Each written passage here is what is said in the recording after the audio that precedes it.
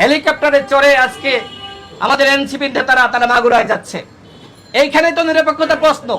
আজকে আমি যদি পুলিশকে বলি যে আমাকে একটা হেলিকপ্টার দেন, ফারুক হাসান যদি বলে আমাকে দেন, বিএনপির মহাসচিব বলেন, ছাত্রদলের নেতা বলেন, পুলিশকে বলে যে আমাকে দেন, দিবে?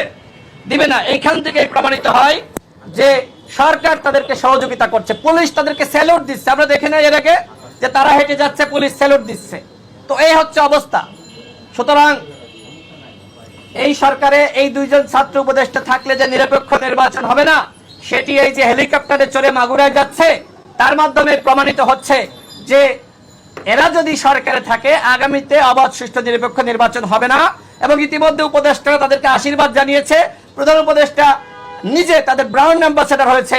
সুতরাং কোনোভাবেই এই উপদেষ্টারা সরকারে থাকলে নিরপেক্ষ নির্বাচন হবে না। আরেকটি কথা আমি বলে রাখি, সেটি হলো যে অন্যান্য উপদেষ্টারা এই ছাত্র উপদেষ্টাদের অনুগত।